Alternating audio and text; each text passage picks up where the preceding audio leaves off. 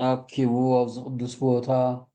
أبز قدس قالوا غنأك فقيد لنا أي مكر مسقانا بفطارنا يكون لما عالتي النريو رئيسة مرتنا خون الغل كريستياناوي هيوت لبليو كريستياناوي هيوت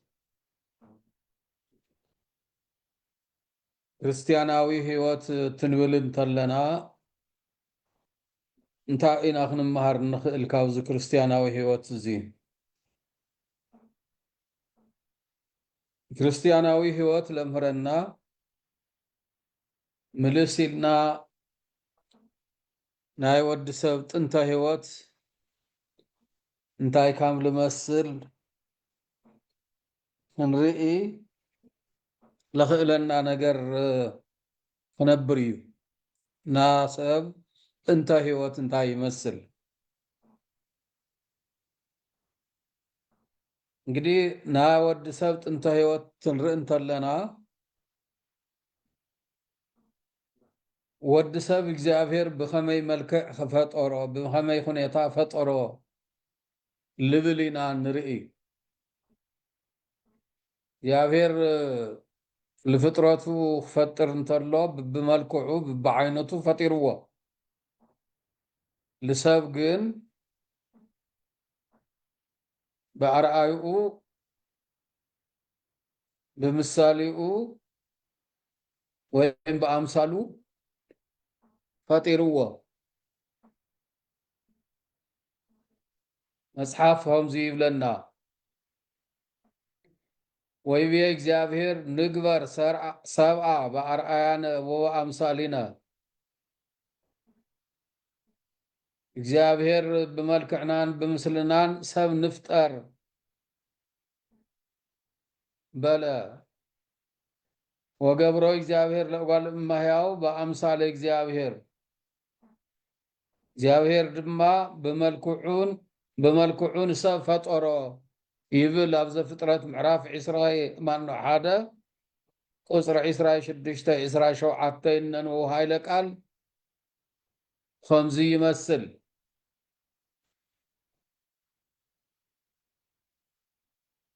ناي ود سب انتهي وقت بإግዚአብሔር أرأيان أمثالن تفطر يندحريلنا كما إيو لإግዚአብሔር بخمسلو الخئل كما إيو እግዚአብሔር يمثل بإግዚአብሔር أرأيا بإግዚአብሔር أمثال تفطيرو خبሃል لخئل لبل نجر العال قبوئيو እግዚአብሔር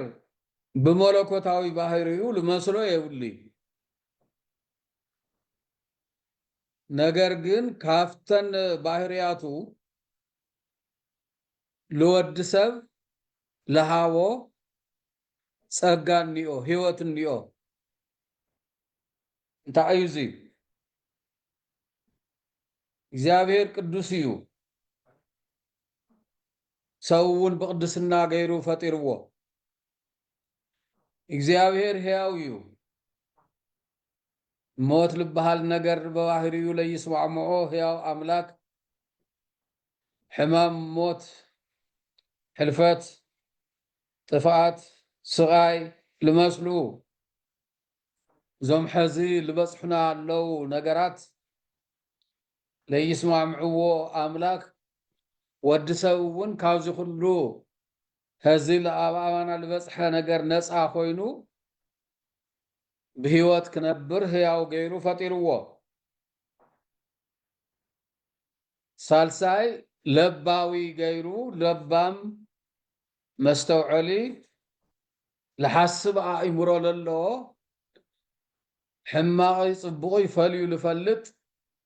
فطرات غيرو فطيرو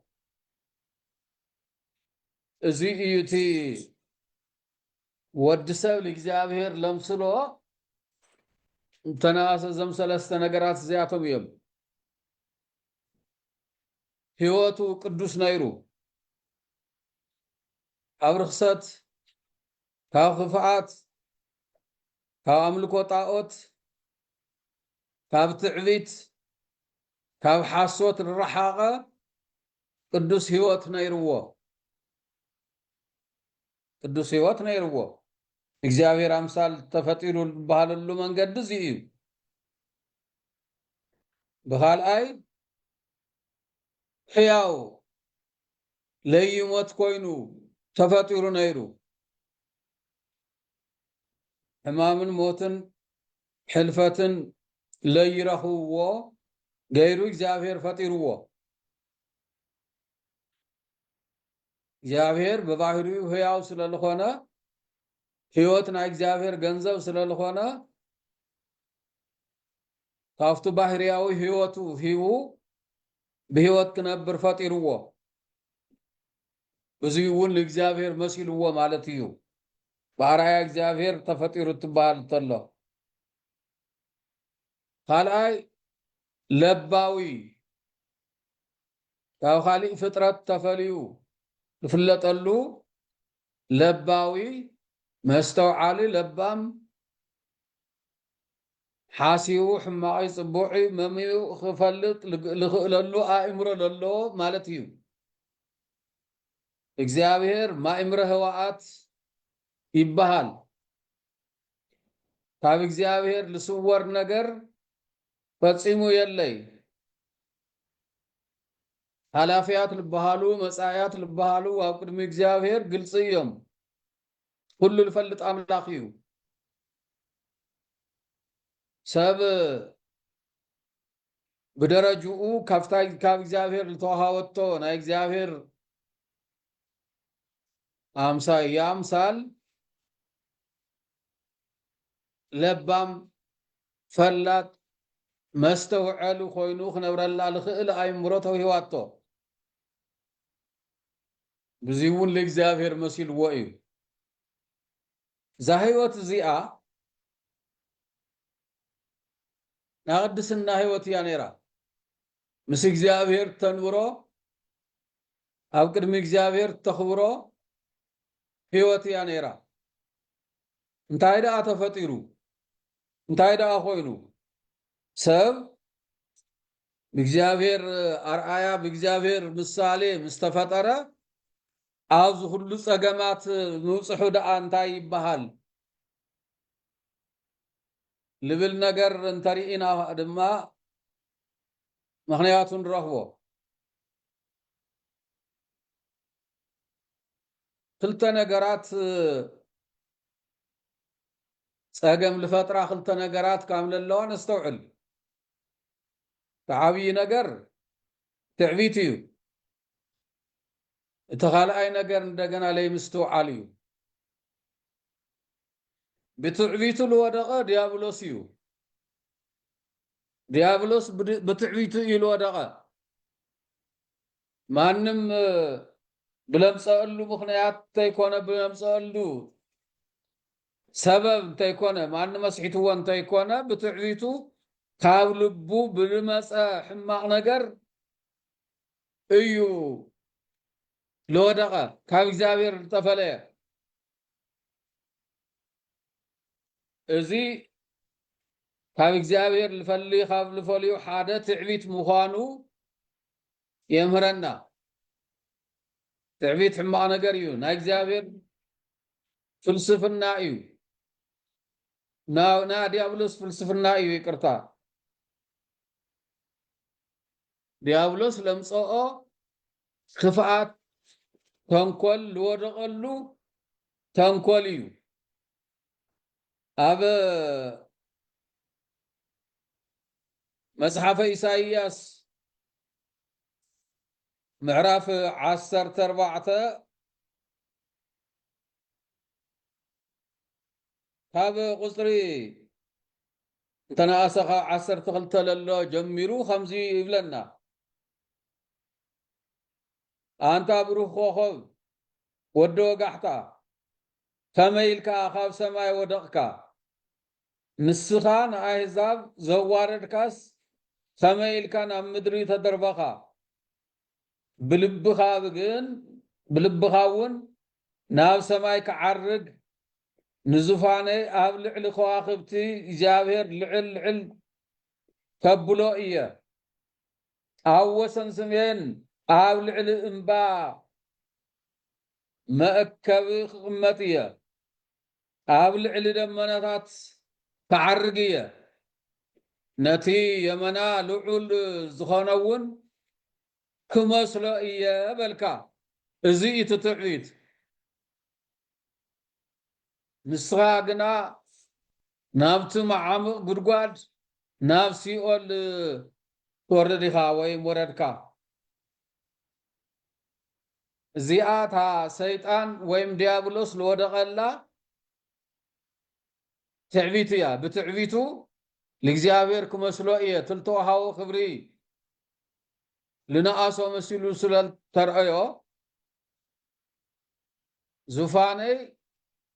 لكع خامنايو آمسيلة تزرقحي يلو بتعبيت سلال حسبة لتلعول كمسلو إيه لغال أن يلي يلو سلال حسبة وديقو آدم يواني لو دقلو اتتنتهي وتم لسعانو اللو دما بلاي مستو عليو ناي مستو عال صقم لاي مستو عال فطرو صقم خاو كبروم كواردوم خيلو لسحاتهم اتو ودوق كفو صلاي ايو شيطان ايو ነገር ግን ታልሰሓቱላ መንገዲ ግልጽ ያ ነይራ ምስተዓል ተልነብር ነይሩ ግልጽ ያ ነይራ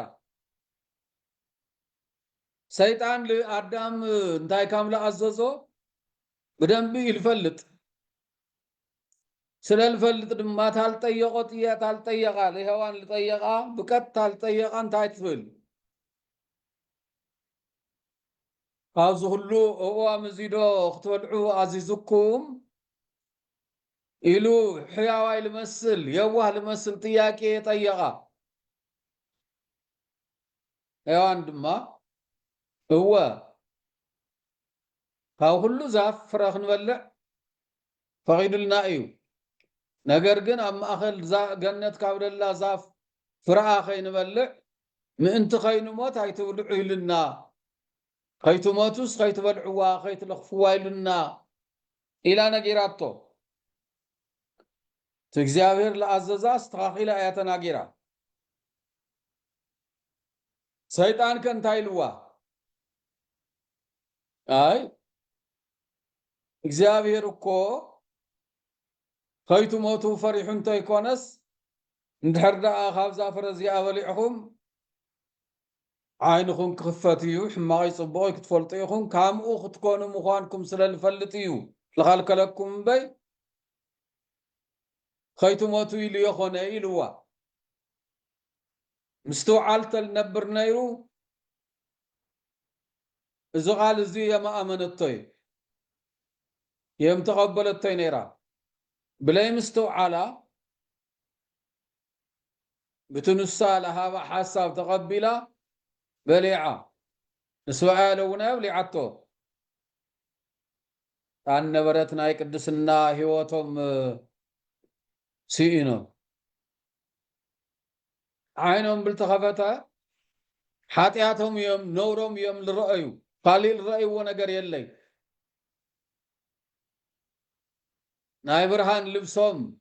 ناي كبر خدانهم تغنطيتو طرح زبانهم خوينهم نورهم يوم لرأيو حاتياتهم يوم لرأيو بدحريو يو لاو قطقات لاو دور مقيايل التجمرة تقايو يحبوا خاف قدم እግዚአብሔር ታናይ ቅድስና ህይወት ሰአንዋ ታይና ለባ ናይ ምስተውዓል ህይወት ሰአንዋ ታህያውነት ለውናይ ሰአንዋ حزب حصيرو زين دحر كوينو ኣብ ክርስቲያናዊ ህይወትና ንረኽቦ ነገር እንታይ እዩ ከመ ጌርና ደኣ እዛ ጥንተ ህይወት እዚኣ ናይ ኣዳም ናይ ሔዋን እግዚአብሔር በአምሳሉ በአርአዩ ፈጠሮም ሰባት ነይሮም ክቡራን ነይሮም እሞ ላብዛ ክብሪ እዚኣ ከመ ጌርና ክንምለስ ንኽእል ኢና እንድሕር ኢልና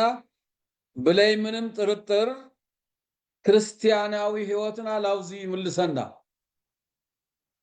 ላፍታ ጥንተ ህይወት እንምለሰላ ላፍታ ንኸብረላ ላፍታ ውሉደ እግዚአብሔር እንበሃለላ ጥንተ ክብሪ ናይ ወዲ ሰብ ጥንተ ክብሪ ንምለስ ተጠሚቕና ብስሙ ኣሚንና ተጠሚቕና ሕጉን ትእዛዙን ሓሊና ብንነብሮ መነባብሮ እዩ ጥንተ ህይወትና ተቐዲሱ ጥንተ ህይወትና ተመሊሱ ደቂ እግዚአብሔር ክንበሃል ይግባአና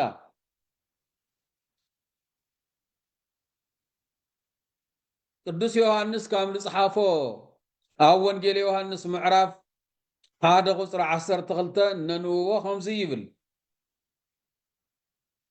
ወለእለሰ ተወክፍዎ ወሃቦሙ ስልጣነ ውሉደ እግዚአብሔር ይኩኑ ለእለ አምኑ በስሙ ነቶም ዝተቀበልዎን ብስሙ ዝኣመኑን ግና ውሉድ እግዚአብሔር ክኾኑ ስልጣን ሃቦም ዛ ስልጣን እዚኣ እያ ላፍቲ ክርስቲያናዊ ህይወት ወይም ላፍቲ ናይ ወዲ ሰብ ጥንተ ህይወት ትምልሰና ዛ ስልጣን እዚኣ እያ ማለት እግዚአብሔር ለሃበና ስልጣን ግዲ ናይ ወዲ ሰብ ጥንተ ህይወት ማለት ድማ በባህሪኡ ርኩሰት ሕማም ሞት ሕልፈት ሓዘን ዘይስማዕምዖ ቅዱስ እግዚአብሔር ንወዲ ሰብ ቅዱስ ገይሩ ፈጢርዎ ሕያው ገይሩ ፈጢርዎ ለባዊ ገይሩ ፈጢርዎ ነይሩ ከምቲ ሕዚ ረአናዮ ውድቀት ገጢምዎ ኣብዚ ክነስተውዕሎ ዝግባአና ነገር እንዮ በአዳሚ ሔዋኒ በደል ምኽንያት 5500 ዓመታት ሙሉእ ካብ ክብሮም ተዋሪዶም ደቂ ሰብ ካብ ክብሮም ተዋሪዶም መንጸፈ ደይን ኮይኖም ይነብሩ ነይሮም ክብሪ ምስጋና ልኡ ይኹን ንሱ ብልኸፈሎ ባዕሉ ብልኸፈሎ ካሕሳ ወሰው እንዘ ጸሩ ንሕና ለእግዚአብሔር ተሳእለና በሞት ወልዱ ንሕና ናይ እግዚአብሔር ጸላእቱ ኮይና ኣለና ሕጉ ለይንፍጽም ትእዛዙ ለይንፍጽም ኮይና ኣለና እግዚአብሔር ግን ብሞት ወዱ በኢየሱስ ክርስቶስ ይቅረበለልና ተዓረቀና ባዕሉ ምስ ባዕሉ ተዓረቀና እግዚአብሔር ወልድ ኢሉሎ ቅዱስ ጳውሎስ ስለዚህ ናይ አዳሚ ሔዋኒ በደል ወይም ስሕተት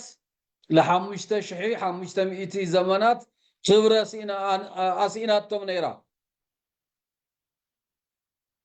ልብ ኢልኩም ስምዑኒ ብደንቢ هذا سحتت تنسرح جن ل5500 عامتات يخوني كاسكال لا يبلو زمن إنا نسئنا زاخب رزيا اندحر داوزي تسحايتنا اندحر داوزي ندقاقا خوينا شامت تنتبوتاتنا آدامي هواني التقاقي واندحر تقاقينا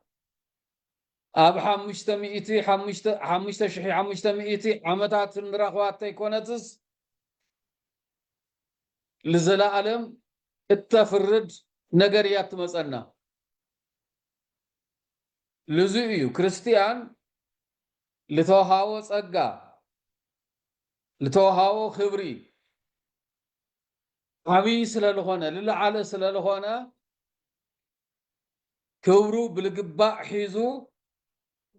بتا تنبرل القبو هيوت تمرح له كام آدمي هواني خيتموتو خابزي أخيت والعتوب لهم الله الله فتاوي مسيلو خطفهم بالمسألة صلاة تصحيتهم تزاز فطاريهم خام لفرسو كله نحنا لو نايزا عالم زيات تطمنا الله مثلنا بحد قوقيت حساسبا لذا عالم زيان نمرس اندحر كوينا ساقمي كبرنا ننقس نسئن للايتو السنة جزين تيكونا لذا العالم كبرنا لسئن الناس راح خين سرح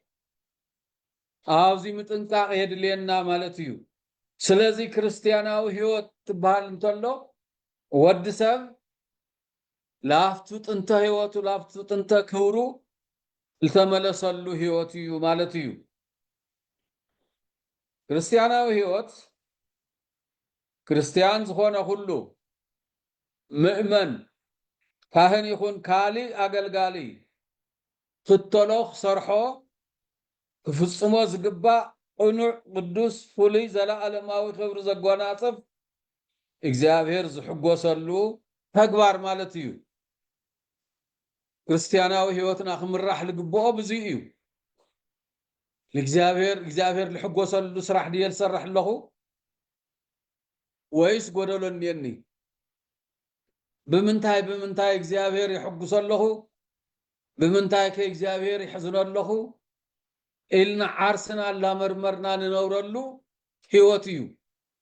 كريستياناوي هيوت مالت تاو عقم للعلو خويننا انتي لي خوينو آب هيوتنا ملوء هيوتنا تاو اكزيابير البلس تبر سلالي نورنا مس اكزيابير لفاقرنا مس اكزيابير لسماع معنا سرح خنسرح قديتا ايو خبر الوعلنا ايو هذا سبكو يقاقي ايو انت صوما انت مسوت تسجد انت صليس لإግዚአብሔር لحق زولو نقر يلمسلو ليكونا እግዚአብሔር ما ፍጹም አምላክ እዩ ካብ ፍጥረቱ ካባና ተሪፉ ካብ ደኹማት ካፍቶም ሓያላን መላእክት ተኾነ ለውናይ ሓገዝ ለድልዮ አምላክ ይኾነይ ልባዕልትና ይኽብሩ ቅዱሳን መላእክት ዘወትር ቅዱስ ቅዱስ ቅዱስ ላውሊ መስግንዎ መላእክት ስለመስገንዎ እግዚአብሔር ልውሰኸሉ ነገር ለግንዮ ልዕልና ክብሪ የለን ምክንያቱ ሙሉእ እዩ በባህሪዩ ፍጹም እዩ በባህሪዩ እግዚአብሔር አብ ልዕሊ ክብሪ ልጋነፀፉ ግን ቶም ቅዱሳን መላእክት እዮም ስመ እግዚአብሔር ብልፀውዑ ቁፅሪ ስሙ ብልቀደሱ ብለኽበሩ ቁፅሪ ክብሪ ለጎናፅፎም ልባዕልቶም እዩ ወዲ ሰብ ለውናይ ብል ነብሮ መነባብሮ ክርስቲያናዊ ህይወቱ ቅኑዕ እንድሕር ኮይኑ بتلتوهاب ممرح مسرت فتق آمن دحر لخون كوينو لإكسيابير الحق زو نقر منم نقر يلي لباعلو إلى خبره مليسو باعلو إلى خبرلو أردامي هواني كشعتال صححات الله جزيه قابللو زمنهم لباعلتهم خبيرهم يوم لنور نيرهم እግዚአብሔር ለወሰ ሁሉ ነገር የነበረይ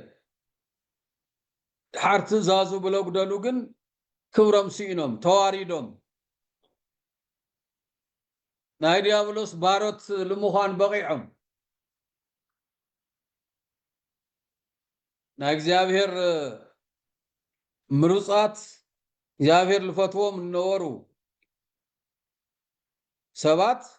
ناديابلوس باروت المخان بقيعهم بسحتهم مغنيات بلا مستوعالهم مغنيات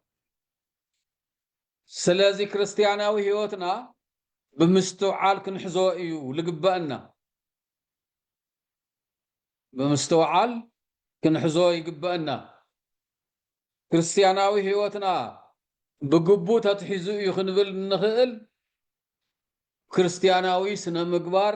ልምራሕ ህይወት እንተሃሊና እዩ ክርስቲያናዊ ህይወት ልምራሕ ህይወት እንዲና ምባል እንኽእል ትእዛዛት እግዚአብሔር ምፍጻም ተኺልና እዩ ብሙሉእ ለኾይኑ ግን ትህግ ኮል ብለና ህግጋት ብሙሉእ ላፈጸመ ልነብር ሰብ ወሓንቲ አግን እንድሕር ደኣ ተሳሒቱ ህግ ብሙሉእ አፍሪሶሎ ውሱን የሆነ ተግባርና ክኾን ለለዎ ጾም ጸሎት ስግደት ምጽዋት ግቡእ እዩ አድላይ እዩ ነገር ግን ብኡ ተወሲና ቄም ሒዝና በቀል ሒዝና ፍቅረ ቢጽ ለይብልና ሆይ እንኳን አላፈለጥና አይ ንሱ ዳሕና ካልእ ጊዜ ላበልና ጊዜ ላሃብና እንድሕር ንነብር ኮይና ጾምና ጸሎትና ምጽዋትና ስግደትና ከንቱ ይልኾንሎ ከንቱ ይልኾንሎ ስለዚ ካፍቲ እግዚአብሔር ልህበና ጽቡቕ ነገር ኩሉ ሓንቲ እንኳ ብልተኻልና መጠን ማለት እዩ ብልተኻልና መጠን ሓንቲ እንኳ ተየጉደልና ክንፍጽም ይግባአና ዚትኾን ተሎ እዩ ክርስቲያናዊ ህይወትና ላብጥንተ ህይወት ላብጥንቲ ናይ ወዲ ሰብ ህይወት ትምለስ ምዃኑ ነረጋግጽ ደሃር ከምቱ ኣብ ራእየ ዮሐንስ ምዕራፍ 20 ቁጽሪ 5 ተጠቐሰ ኣብ ጊዜ ትንሳኤ ታና መጨረሻ ህይወት እንረኽባ ታና መጨረሻ ክብሪ እንረኽባ አሽዑ እዩ እሞ እንታይ እንተን በክርስቲያናዊ ህይወትና ክንፍጽመን ልግባአ ክርስቲያናዊ ስነ ምግባር እንብለን ነገራት እንታየን ቅድም ኢልና አልተወሰነ ነገር ጣቃቂስና ኢና አው ዝርስ እዚ ቅድም ምጻሕና ልረአምናዮም ነጥብታት እንዲኦ ሰዓቶም አውዚ ክንሪኦም ልግባአና ነገር እንታዩ ቅዱስ ጳውሎስ ካብ ልበለና ነገር ንለዓልሞ ኣብ ቲቶ ምዕራፍ 3 ቁጽሪ 1:11 ብለሎ ነንብቦ ከምዚ ይብል ከመን ጽደቅ በጸጋሁ ወንርስ ተስፋ ህይወት ዘለዓለም ፈቅድ ከመትምሃሮሙ ወታጽነኦሙ በጸጋው ጸዲቅና ናይ ዘለዓለም ህይወት ወረስቲ ምእንቲ ክንከውን እዚ እሙን ነገር ስለዝኾነ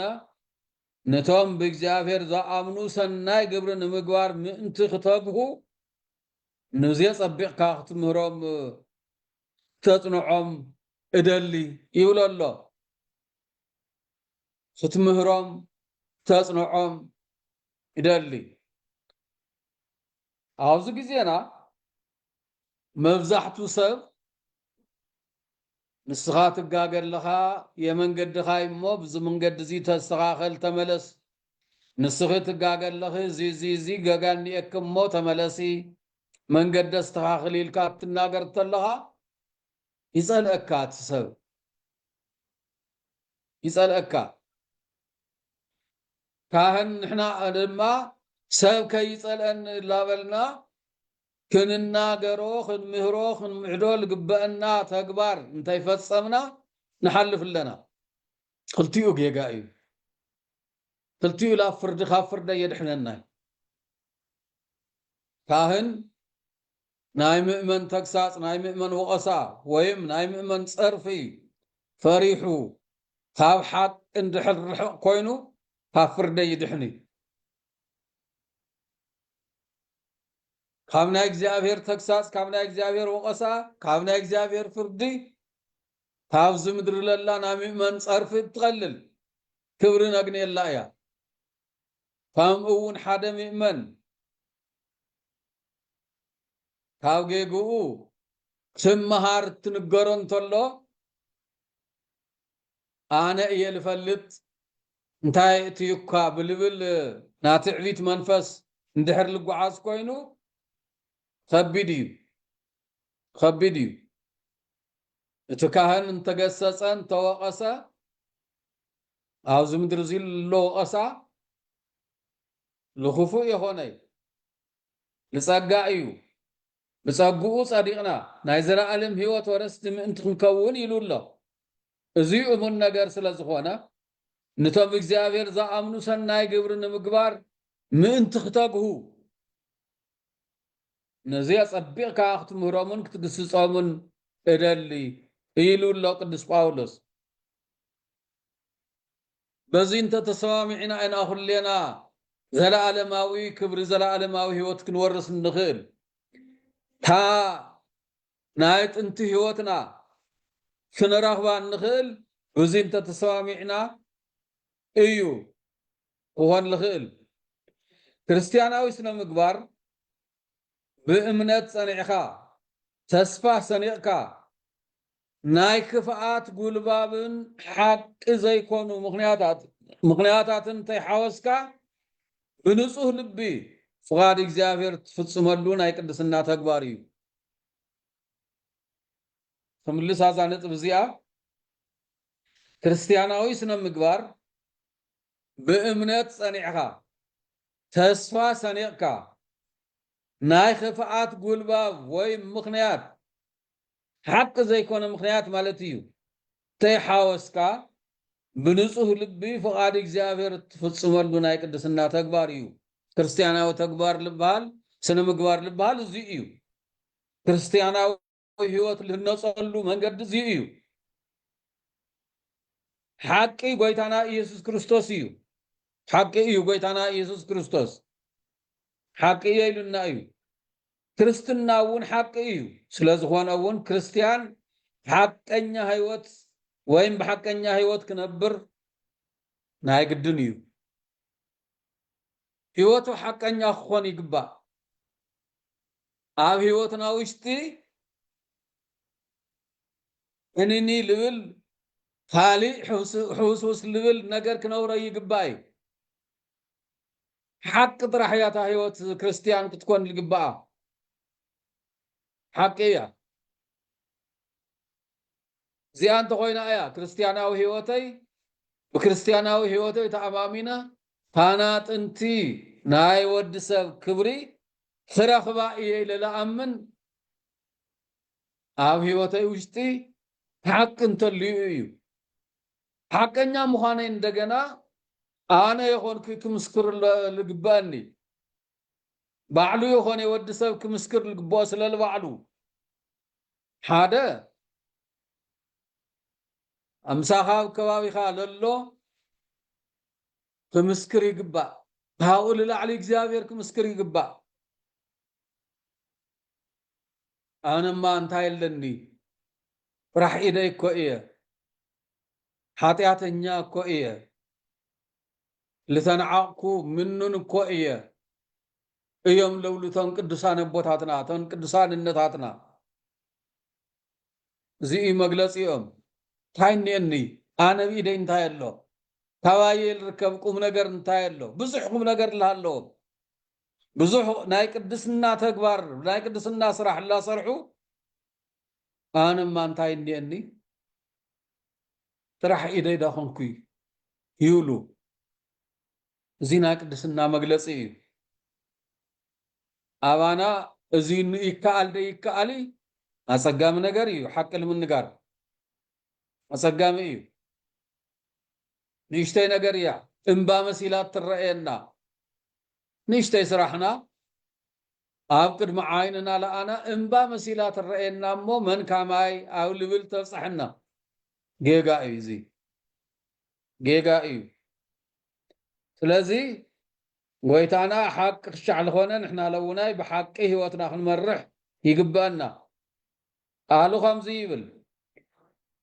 نجركم هو ويكعا ايكونن دا ايكونن بر كاوزي زحالفه قنا خافتي خفو ايو يقولوا اما تيوس حمشتس خلاصاي شوعتي زي اياتنا كريستنا هيوت تبال ነገርኩም ሓቂ ተኾይኑ ሓቂ ሓቂ ተለይ ኮይኑ ይኾነይ ክንብል እዩ ተኣዘዝና ببزح بالحات ببزح مخنيات هيوتنا بالفتاتن هيوتنا بالبلاشي لبامات لا مثلا لبعلتنا خافتح حق رحيقنا نخدلو من قدي يتن كبصحنا يخلي كبصحنا الخيل انتقوينو اما قد حطياتي الدربينا او اف قدل يلبصحنا لاو قدل يدربينا قالي لقنا تغمي اللي አዳሜ ሔዋኔ ላው ገደል አፍደገ ገደል ይልሐደጎም ዲያብሎስ ስለዚህ ሓቂ እዩቲ ኩሉ ነገርና ክኾን ለሎ ህይወትና ክኾን ለሎ ሓቂ ካብ ናይ ዲያብሎስ ኣርዑት ሓራት ተውፅእ ሓይሊ እያ ካብ ናይ ዲያብሎስ ኣርዑት ሓራት ተውፅእ ሓይሊ እያ ካብ ሓጢኣት ርዑት ማለት እዩ ويبيلهم وجزي يسوس لألا عمن بطو أيهود أنتم وني لأمن بركم وبقالي بأمان أردائي أنتم وتأمروا على صدق وصدق نيت هاجي إزاكمو يسوس نتنبؤوا زأمنوا أيهود نسخاتكم بقالي انتصنعهم بحق دك مزامرتئهم نحقون كتفلتوا وايهم نتحقون حرقتوا صوكم يا بلوم يبلنا وانجيل يوحنس معراف شمونت 30 حادن او 30 كلتن لله هاي لك قال ازي ايتي خستو على القبؤ بهيوتنا نقتلو القبئنا متحقي تاهتكون يا حرق توصوكم يا كم منتاي كحاتيات كمنا ديابلو سرعوت حرق توصوكم يا لازين نخبر الله من قد حق يا مالتي سدنا إن قبركم نا عشرات ويمنا سنفات كمتو زربا سوق كتبلو فقاد إجابير يمو فما قلت إجابير بحرنت نبرو انبر نتي حرنتس مقولوا بي كفاءات هاي تقوروا قدمواي بيتروس معراف غلطة قصر 15 نلو ايزي قالي حقيقاتن تزازاتن اجزابير محلاو قديتا ايو فما قيرنا اينا نفلطو حقيقاتن تزازاتن اجزابير إلا فتصمنا مخوانا فما قيرنا اينا نفلطو آوزي حاد لفتاتوننا نغرات كغاطمو يخول يوم عدم هرهجي ايهوداوي منسي نغويتانا مدحانينا ኢየሱስ ክርስቶስ ናይ ዘለዓለም ህይወት ኮርስስ እንታይ ሰናይ ግብር ክገብር በሎ ኢየሱስ ከዓ ከምዚ በሎ ናብ ህይወት ክትኣቱን ተደሊኻ ትእዛዛቱ ሓሉ ኣይትቕተል ኣይትዘሙ ኣይትስረቕ بحسد አይትመስክር አቡኻን እነኻን አኽብር ንብጻይካውን ካም ነፍስኻ አኽብሮ በሎ ዘን ሕግጋት ዚያተን የን ከምኡውን ሕግታት ግን ትእዛዛትን እግዚአብሔር ብጥንቃቄ ምፍጻም ካም ዝግባእ ነዚ ሁሉ ዝዘኩም ዘለኹ ነገር ተጠንቂቕኩም ፈጽምዎ አብሊልዑ ሓደኳ አይተወስኹ ካብኡውን ሓደኳ አይተጉድሉ ይብሎ እግዚአብሔር ዘዳግም ምዕራፍ 12 ቁጥር 32 ቀደማ ዮሐንስ ምዕራፍ 2 ቁጥር 35 ለሎ ምንባብ ንኽእል ኢና ነዚ ሁሉ ዝዘኩም ዘለኹ ነገር ተጠንቂቕኩም ፈጽምዎ አብሊልዑ ሓደኳ አይተወስኹ ካብኡውን ሓደኳ አይተጉድሉ ዝኢቱ ቃሉ አይጠቅመና ኢልና ክነጉድሎ ንኽእል ሕጊ የለን ካብዚ እዚ ይሕሽ ኢልና ብባዕልትና ፈቃድ እንምሓይሾ ሕጊ የለን أي توسه أي تنبكيو إنا تفيلنا نينا إذي كريستياناوي هيوتنا لدليو تكباريو وخالي ندحر دا أبزي صنيعنا نسا عتيقا قدس قربان مقبال إذي قد مهزي تنقاقرنا اللينا قدس قربان مقبال نود سب وسانا نايهوت معراف مخانو أبل على تقليص إيو نزي عمل كيتو دما قويتانا خمزي يبل حق بحق بلوكم اللهو امبار منتي اتي حلاف مقب زي كونس منت تود سب زهوكم نزل عالم هيوت زهون مقب صعارو يبل الله بيوهانس معراف شدشتا قصري عسراي حمشتك شع حمسا شمنتا إلا تنويبنا زينا نركب حلافي مقبل جزيء الخوننا لدلينا نجار يدليكم يولي قويتانا أوزي عنك فيدلي عنك فات خوننا الخيل قال يخوني بلاي مقبن ورو بلاي سقاوي مقبر يولناي اتوانا خبلنا الدلي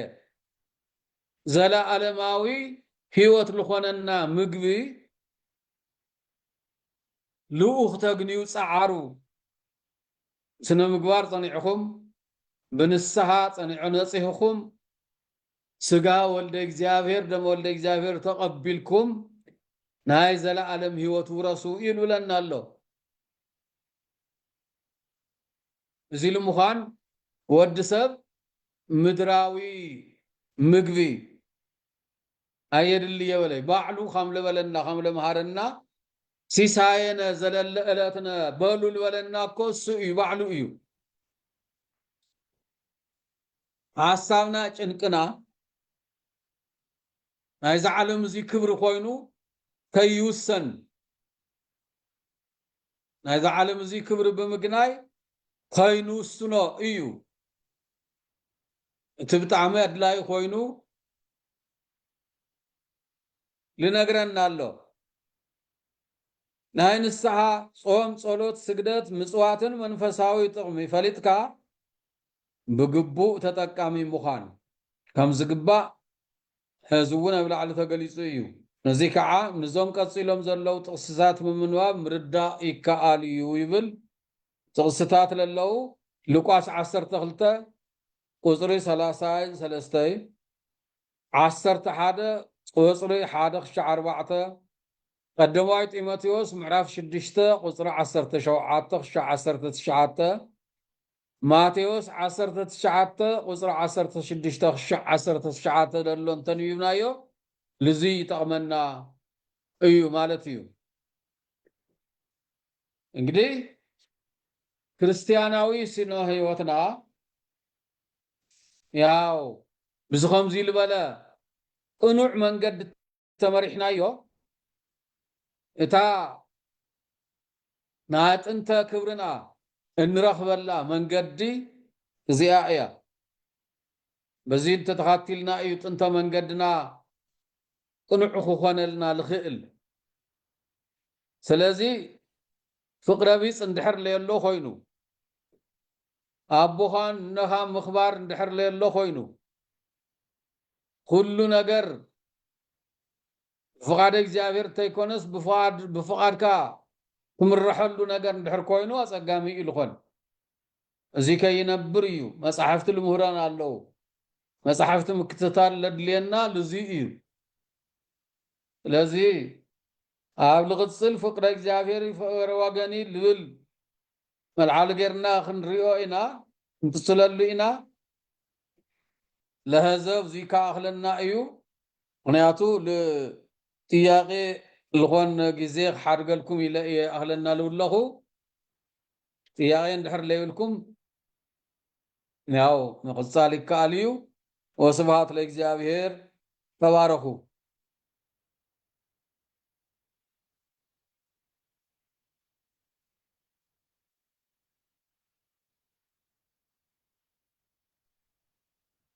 آمين. على تسمعنا على تسمعنا ولادنا ولادنا بعد ما يبدأ نول سمعنا يحيي الغير أم تقصان حقنا እሺ ሓሙቶ ክቡር ወላዲና ልወልና ንወለለና ዘሊና ነፅሓፍ ኢድና ነውፅእ ንቐፅል።